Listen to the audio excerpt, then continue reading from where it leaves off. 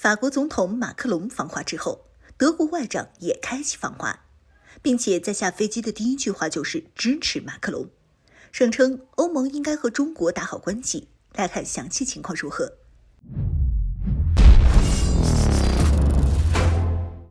Hello， 各位老铁，大家好，欢迎收看本期密财虎，我是虎妞。法国总统马克龙访华后，和我国达成了价值数千亿的合作协议，同时双方的关系更进一步，特别是在台湾问题上，马克龙明确指出，虽然法国是美国的盟友，但法国也要有独立思考的能力，不应该成为美国的附庸，在台湾问题上针对中国，更不应该成为这两个大国之间对抗的牺牲品。此话一出，最生气的就是美国了。如果马克龙是暗地里说还没什么，但这次马克龙可是当着全世界的面，在大家眼前说出不应该成为美国的附庸这话，这不就代表所谓的美国盟友只是个笑话？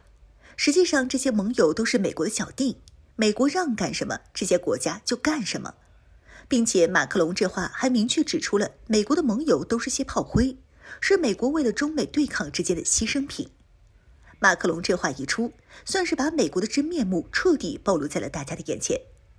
虽然此时的欧洲国家经过乌克兰冲突之后，早已认清了美国的真面目，但这次的发言让许多的西方国家开始考虑抛弃美国，加入到与中国的合作中去，而不是制裁和针对。也正是因为这样，马克龙被美国恨得牙痒痒，动用力量在整个西方国家发起了对马克龙的抗议和反对。但这效果有没有用就两说了，毕竟这些西方国家的领导人对于事情的真相还是很了解的。像德国外交部长安娜莱纳·贝尔伯克，在马克龙结束访华后的不到1周，也开启了为期3天的访华之旅。除了为未来中德双方的合作寻找更多的机会，同时也希望中国帮忙和平解决发生在欧洲家门口的俄乌冲突。而在安娜莱纳·贝尔伯克抵达我国刚下飞机的时候，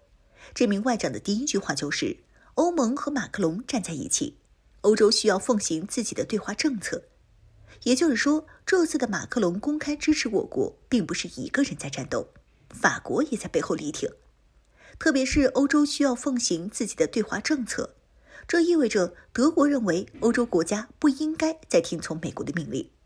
跟着美国一起针对制裁中国。更重要的是，德国这次的表态等于是在支持马克龙，而德国又是欧盟的领导国之一。现在欧盟的2大领导国德法都在明面上反美，不再听从美国的号令，要求欧洲独立自主。当然，造成这一切的根源还是美国自己。当前的欧洲地区可谓是苦美久矣。在之前美国还没发生大问题的时候，这些国家即便是想脱离美国的掌控，那也没那个能力。但是经过了俄乌冲突之后就不一样了，美国带头给乌克兰提供了大量的军援，这些欧洲地区的国家也必须跟着提供才行。不提供武器的下场就是被美国全面制裁。而欧洲地区的这些国家经济、军事领域被美国渗透得十分严重，特别是经济，有不少的国家可就指望着美国。所以为了不被美国全面制裁，这些国家也不得不跟着美国一起给乌克兰提供军援。而经过了1年多的时间，不断的军援已经快掏空这些国家的老本了，并且在美国的主导下，北溪管道直接被炸，欧洲国家失去了天然气的供应，不得不花费数倍的价格来购买美国的天然气。这下好，等于是美国收割了整个欧洲的韭菜。这些国家不但要白给乌克兰武器，还得给美国送钱。现在这些欧洲国家都快被榨干了不说，美国还打算再收割一波，他们当然不乐意干了。而不乐意干了有什么办法呢？找中国合作。美国现在一直吸欧洲的血，就是因为国内经济快崩盘了，而欧洲国家不干了，也是国内经济快崩盘了。但是中国不同，中国现在的经济还在持续上升，处于稳步发展的状态。按这么个趋势下去，用不了几年在经济总量上超越美国，并不是什么难事儿。而和中国成为朋友，可不像美国那样被当成炮灰加韭菜。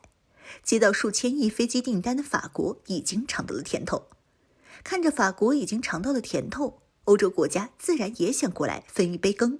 现在的法国和德国访华只是一个开始，在未来或许会呈现出一副万国来朝的景象。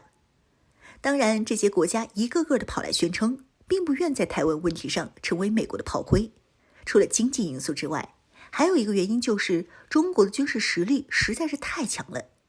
对于离自己10万8千里远的台湾，欧洲国家即便是想要帮美国两肋插刀，也无能为力。一个个过去都是送菜的。既然如此，那还不如和中国合作。